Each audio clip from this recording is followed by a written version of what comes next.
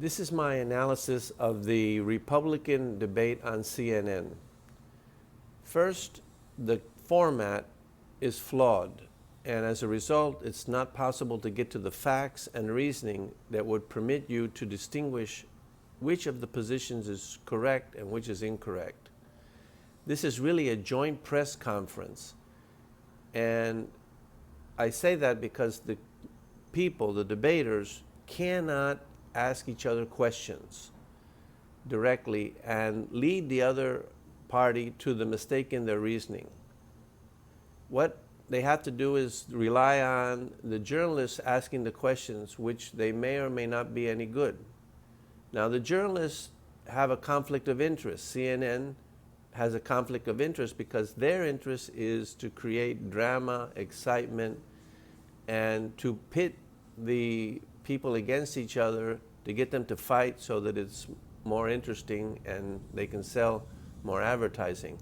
So that's another problem with the debate. There's a conflict of interest. Besides that, this debate specifically was mostly about who is toughest or tougher on ISIS and terrorism, and who wants to spend more money on the military. They all want to spend more on the military, but so let's talk about ISIS and terrorism. These two problems or issues have been exaggerated and overblown so as to manipulate the American public and make them think that they are real dangers to their lives today. In other words, they've created a foreign boogeyman, a monster with which to require the citizens to give up their rights, to give up power and money for the security and protection against these two imagined dangers. Let's take ISIS, for example. ISIS is, yes, a JV team. They have not been able to beat Assad or Iraq. They've been trying for years.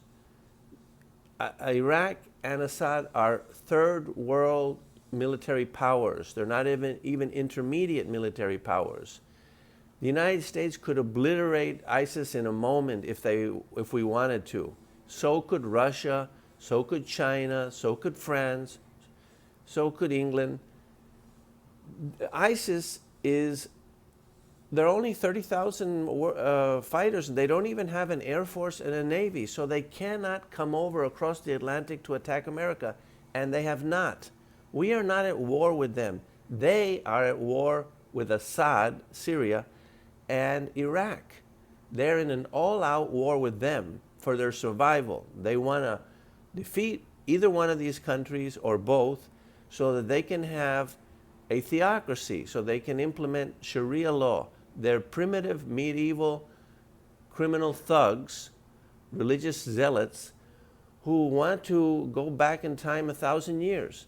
But that's their problem, not our problem. They do not constitute a security risk to the United States.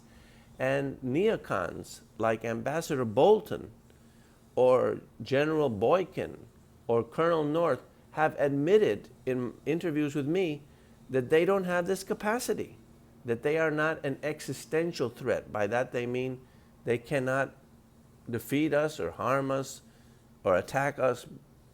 They don't have the capacity. So really, this whole big deal about ISIS is just a way to manipulate the American public. Now let's take one of the debaters' positions, the front runner, Trump. Originally, Trump, because he's basically common sense, he can figure out a lot of things that these other candidates can't think out of the box. He was, first, to his credit, against the Iraq war, like Rand was. He was, what? He said, ISIS and Syria are at war. What do we care? That's the right attitude. That's their problem. Putin wants to bomb ISIS. Let him take care of it. he realized implicitly that this is not our problem, and it doesn't affect us, and so why spend human lives and U.S. Treasury, our tax money, on something that is not affecting our security directly? So now in the debate, since then he has changed, and he has a contradictory position, which is, what should we do about ISIS? Bomb the hell out of them. What should we do about the families of terrorists? Kill them. We should ban all Muslims. And this is also an interesting issue, question, because many of these candidates seem to confuse the ISIS problem with terrorism, and they're two completely different problems. Terrorism is a homegrown problem. It's about criminals with a political purpose here in America, and it's true that the ISIS people try to promote terrorism. Well, that's the only thing they can do. They can't attack us. We are intervening over there in the real war that they have. We are a last second thought for ISIS. What's on their mind is a real war they have with Syria and Iraq for their survival and their objectives. We're a second thought. And somehow the American people think that ISIS is absorbed with America, which is not true at all. It's only because we're interfering over there that they even care about us. Anyway, terrorism is also completely overblown. Oh, let me go back here about Trump. I want you to recall, when Trump came out with these dovish comments about ISIS, the Republican Party was silent. All the hawks, the neocons, were silent. It's very interesting. It gives you a lot of insight into the mentality of the Republican Party. Nobody attacked him. And he was just saying the common sense truth. So it's interesting that the Republican Party, to go back even further, George W. Bush, he was against intervening in other countries. He was against nation building. And somehow the Republican Party has become this hawkish, pro-war, pro-intervention, pro-regime change party. So that's like a historical context. So getting back to terrorism, which is the other boogeyman. Terrorism is an insignificant risk for American citizens. It's much more likely that you'll be murdered by an American, 100 times more, probably a lot more, if you want to look at the statistics. There's all kinds of risks that are greater than being attacked by a terrorist. But somehow this has eclipsed our national attention, and it's such a big deal. So rational people allocate resources, time, and energy to risk based on the proportionality of the risk. How the more risky something is, the more attention you should pay it. But this terrorist threat is insignificant, yet it is on the headlines, and it dominated the debate. And who is tougher with terrorists was a big question there. So that's what we were able to see, that all of them were trying to be tougher on terrorism. So what else do we got here? One thing I wanted to mention is that, fortunately for us, there's a solution for terrorism. I've done a lot of videos. I did one on the analysis of the Paris terrorist attack. And by the way, I've done several of these analysis of these debates that I hope you might want to watch if you're interested. But I explained in the Paris terrorist attacks that, fortunately for us, we have a solution for this kind of terrorism, because we suffer from various kinds of terrorism, and they're all small potatoes, small issues. Real crime is much more important than terrorism. That's where most people are being killed, and that's what the government should do something about. Anyway, terrorism has a solution. Stop intervening. in other countries and creating enemies and taking sides in civil wars and in disputes between primitive people that are all tyrants. Each side is wrong. There isn't a good side out there in the Mideast. Those kings that we're talking about, those are dictators. And the people that want a theocracy, they're also dictators. None of them respect individual rights or civil liberties, and it's a mess. If you get involved, it's like tar baby. You're going to get mucked up, and that's what's happened to us. From the day we got into the war in Iraq, which was a big mistake, which now most people realize, at the time, everybody was gung-ho. So we haven't apparently learned our lesson to keep trying to do regime change and get interventions all over the place. Now, some people, Rand Paul argued against regime change, which is basically the basic foreign policy issue, which is when should we use military force? Only on self-defense, or like the Constitution says, or should we use it to threaten people, to lean on them, to try to influence their policies and do preemptive attacks, attack people that have not attacked us?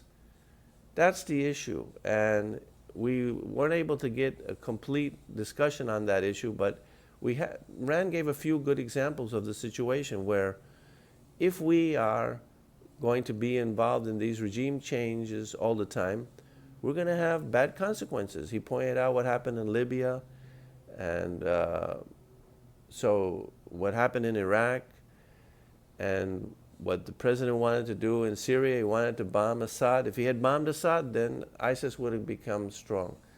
So these interventions and regime change policies are at fault, and one of the collateral consequences is that we are stimulating terrorism here, because the terrorism here is homegrown.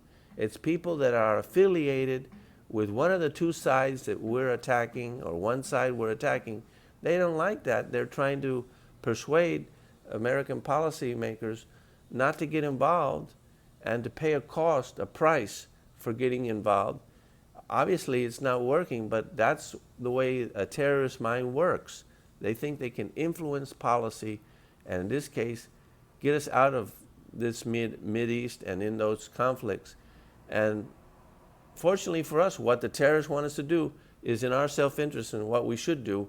And so just because they want us to do it doesn't mean we shouldn't, which is one of the things that was stated in the debate, that we shouldn't do what the terrorists want us to do. Well, sometimes the terrorists can say, do something that's good for us. We've got to think independently what's in our own self-interest. Another issue that was raised was military spending collaterally. Rubio said that our armed forces are so weak, it's the weakest they've been. He didn't mention the facts. The fact is we spend more on defense than the next 10 nations all put together. Our Air Force is the strongest Air Force by far in the whole world. We spend more on the Air Force than any country. The question you should ask yourself is, why is it that Russia can spend 1/12 of what we spend and be completely safe? No country is going to attack Russia, including the United States.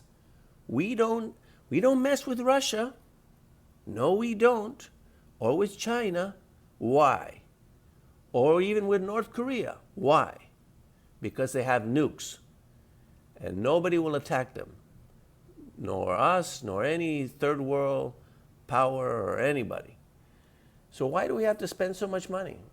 Well, because we want to use the money to intervene everywhere, to do all kinds of other things that have nothing to do with our national security, with protecting ourselves.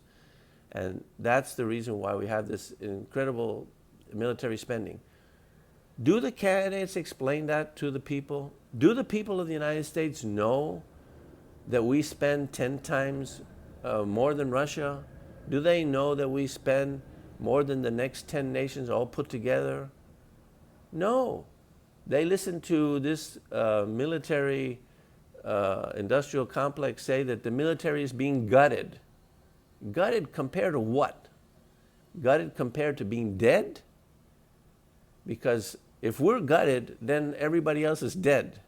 I don't see how that holds. But anyway, nobody gives the facts. And in the debate, they didn't point that out, except for that nonsense that Rubio was saying about how weak our Air Force is.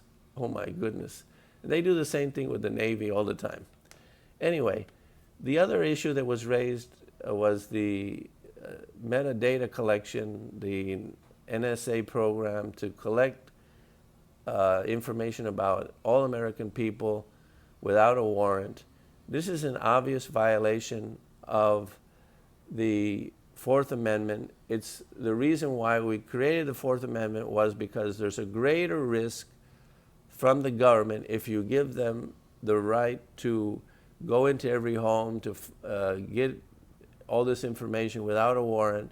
There's a greater risk of tyranny, of the government abusing that information, of the government controlling the people, that we prefer not to give that power to the government. And that's why we have a Constitution in the Fourth Amendment that says that if you want a warrant, it has to be against an individual, and the government has to have probable cause to do it.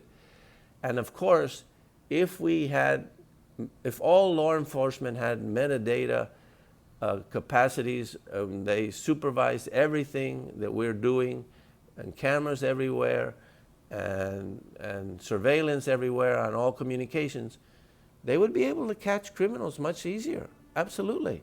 There's no doubt about it. Except that we would run the risk of trading in all this security for our freedom, and we would have a worse problem.